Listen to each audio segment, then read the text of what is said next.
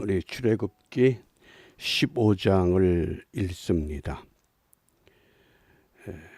우리 한글 번역은 이 15장이 일반 산문처럼 번역이 됐지만은 원래는 이게 산문이 아니라 시입니다. 시편의 시처럼 시로 찬양하는 노래입니다.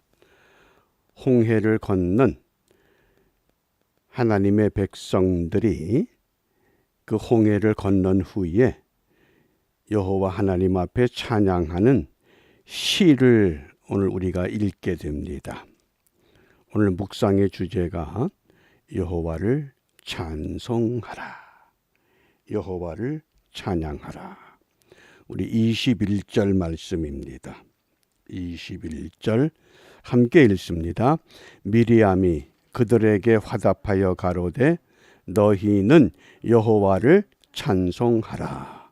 그는 높고 영화로우심이요 말과 그 탄 자를 바다에 던지셨음이로다 하였더라. 아멘.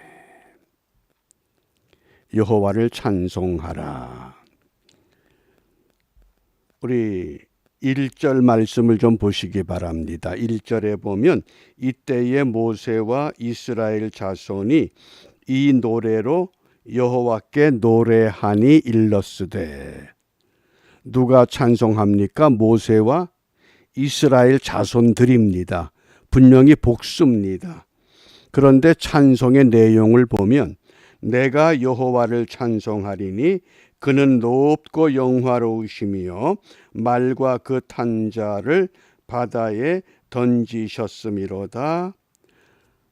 찬송하는 주체가 우리가 아니라 내가입니다. 우리가 이 점을 잘 기억해 두셔야 됩니다. 우리가 예배 중에 회중들이 찬송을 할 때 모두 찬송을 하므로 나는 찬송을 안 부를 수도 있습니다. 그런데 찬송은 그게 아니라는 겁니다. 회중이 하는 것이 아니라 내가 여호와를, 주체가 납니다. 내가 찬송해야 됩니다.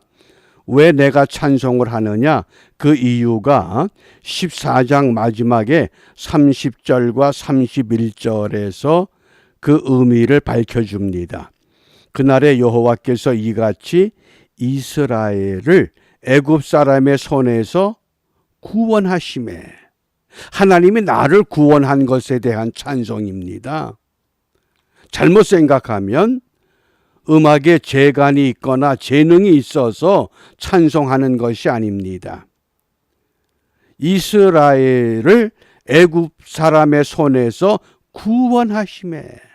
구원에 대한 은혜를 우리가 찬송하고 노래하는 겁니다. 왜? 이스라엘이 바닷가에 애굽 사람의 시체를 보았더라.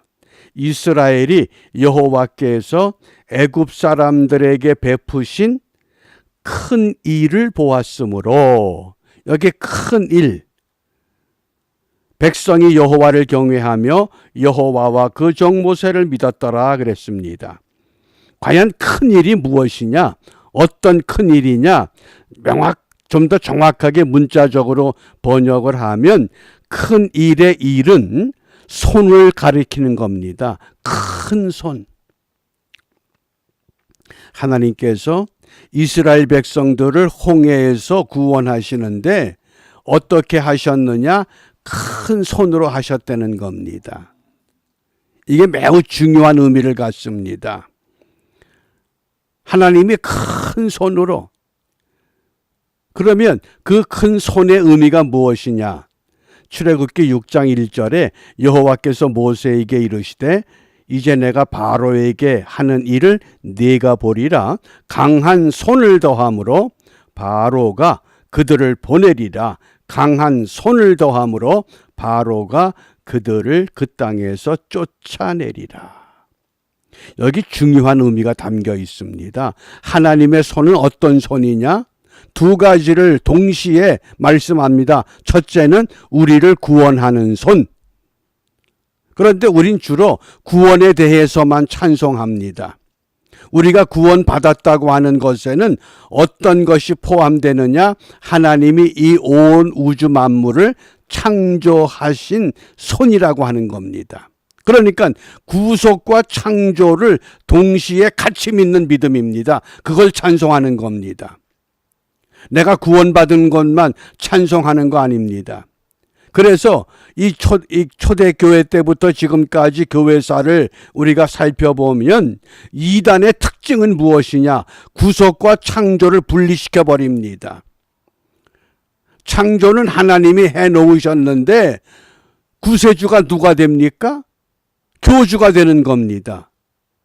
나를 따르지 않으면, 우리 교단에 들어오지 않으면, 나를 믿지 않으면, 그리고 구속과 창조를 분리하는 것, 그것이 이단의 특징입니다. 그러나 홍해의 사건을 통해서 하나님은 무엇을 말씀하셨느냐? 너희를 구원하는 그 큰 손, 하야드 학게돌라, 그래서 그 야드라고 하는 그 손은 구원의 손도 되고 창조의 손도 된다는 겁니다. 구원 받으셨습니까? 그러면 하나님이 우리를 새롭게 다듬어 가십니다. 그것이 오늘 이 큰 일이라고 하는 것. 그러니까 그 하나님은 어떤 하나님이십니까? 3절 말씀입니다. 3절 함께 읽습니다. 여호와는 용사시니, 여호와는 용사시다. 여호와는 그의 이름이시로다. 여호와가 용사다. 여호와가 싸운다, 그 뜻입니다. 그러니까 구약의 전쟁을 보면 하나님의 백성들이 제일 먼저 들고 가는 게 뭡니까? 제사장들이 법궤를 짊어지고 갑니다. 창과 칼과 말을 타는 것이 아니라 법궤를 짊어지고 갑니다. 왜? 우리 대신 누가 싸우신다고요? 하나님이 싸우신다는 겁니다. 애굽의 군대가 기마대들이 그렇게 추격해 오는데 노예로 살았던 히브리 백성들은 군사훈련 받은 적이 없습니다. 근데 누가 대신 싸워주십니까? 여호와께서 싸워주신다는 겁니다. 그래서 그 5장 2절에 보면 바로가 가로되 여호와가 누구간데 내가 그 말을 듣고 이스라엘을 보내겠느냐? 나는 여호와를 알지 못하니 이스라엘도 보내지 아니하리라.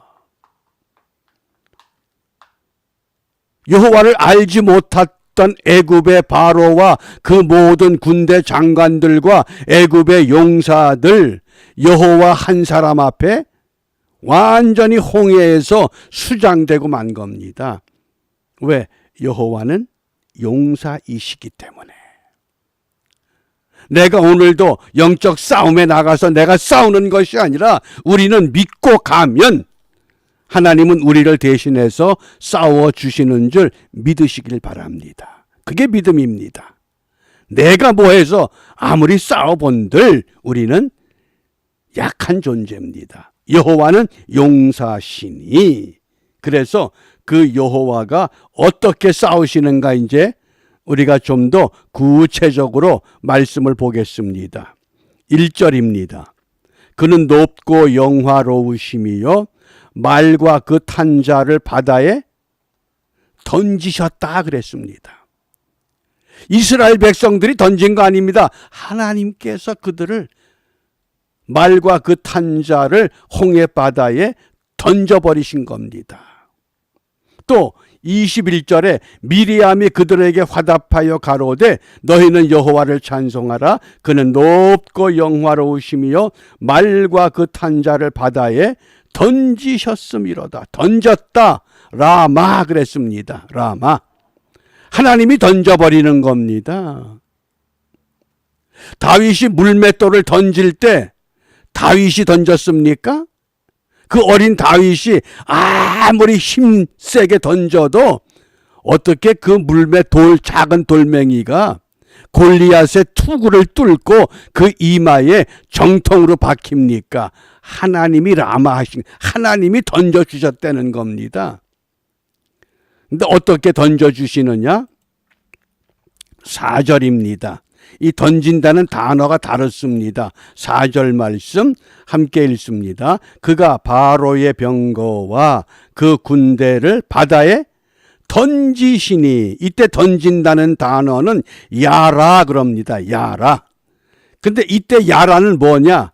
마치 활을 쏘는 것처럼, 총을 쏘는 것처럼 가장 세게, 가장 힘있게 던진다는 겁니다. 누구를 위해서? 하나님의 백성들을 위해서. 그래서 바다에 던지시니 그 택한 장관이 홍해에 잠겼고. 이 얼마나 놀라운 방법으로 하나님께서, 여호와는 용사이시니, 하나님이 용사입니다. 그 용사를 이길 자가 누굽니까? 그런데 그 하나님이 어떻게 던지시느냐? 자, 6절 말씀을 우리 함께 읽습니다. 여호와여, 주의 오른손이 권능으로 영광을 나타내시니이다.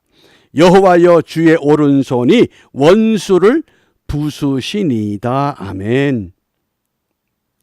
우리가 하나님 말씀을 읽다가 여호와의 손 그러면 이건 힘이요, 정의요, 하나님의 구속을 상징하는 겁니다.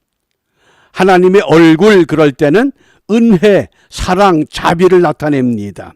그러니까 주의 오른손으로, 또 15장 12절에도 주께서 오른손을 드신 즉 땅이 그들을 삼켰나이다. 장정만 60만 명, 그들을 배를 태워서 홍해를 건넌다 그러면 배 한 척에 100명씩만 태워도 몇 척의 배가 필요해요.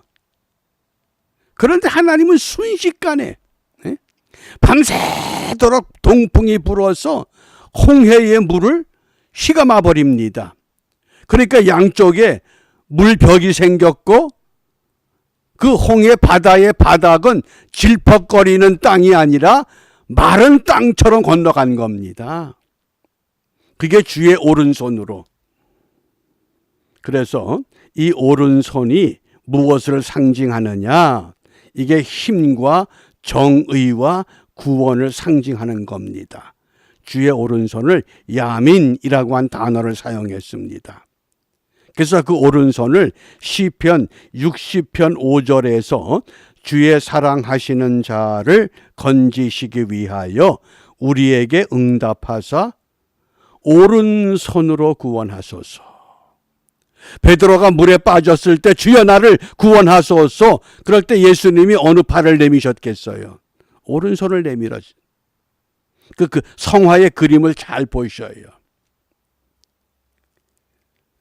그래서 이 오른손이 여호와가 용사이시기 때문에 그 힘으로 분명히 오늘도 우리를 이 어려운 세상 속에서 하나님의 백성들을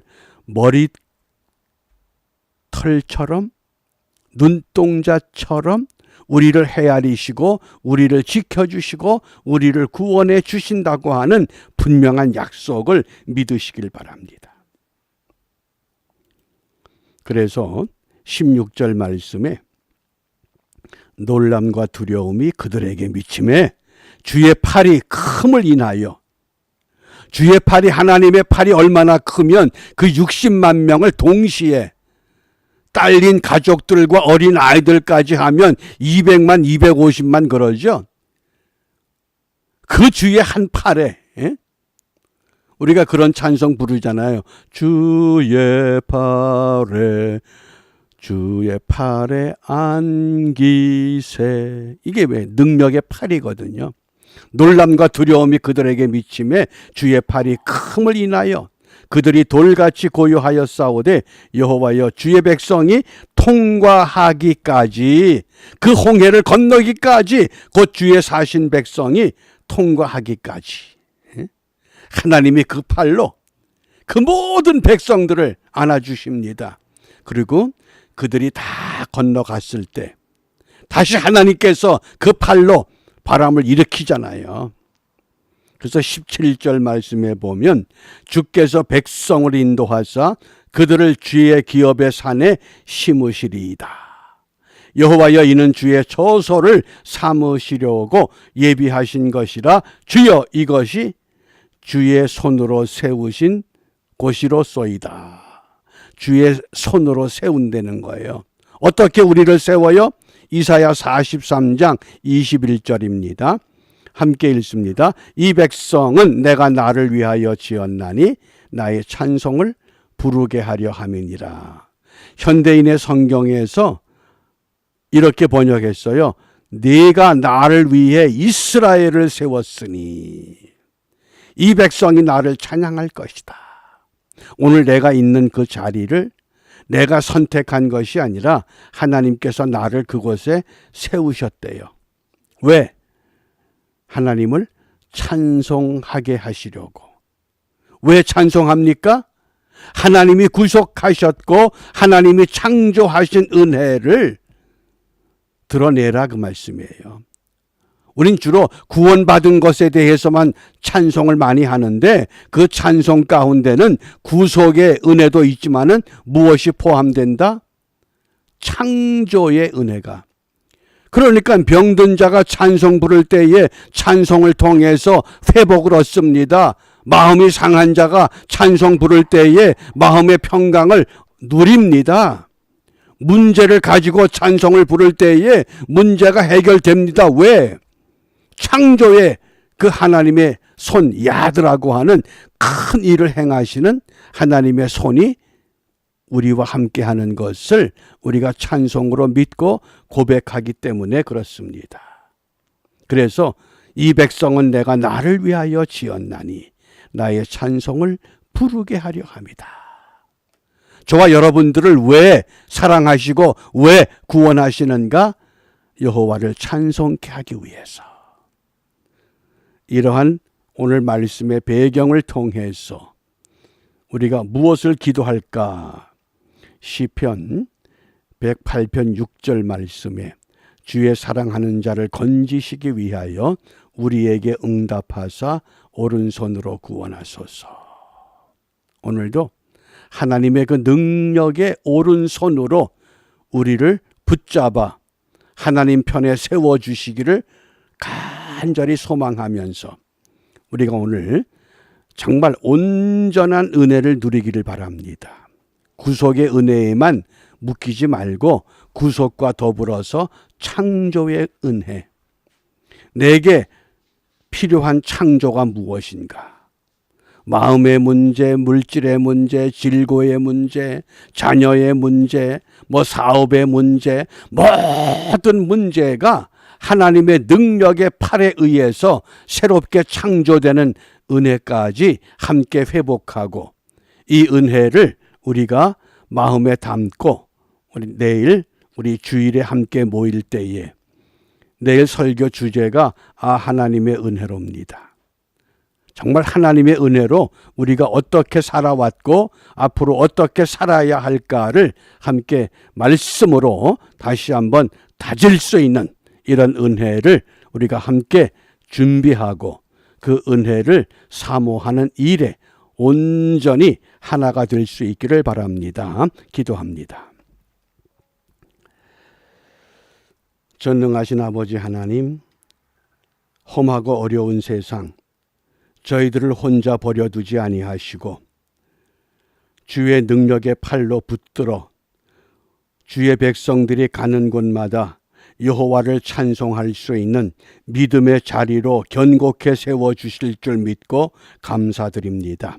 어디를 가든지 무엇하든지 온종일 주와 더불어 여호와를 찬송하는 일에 성공하는 우리 모두가 되도록 축복하여 주시옵소서.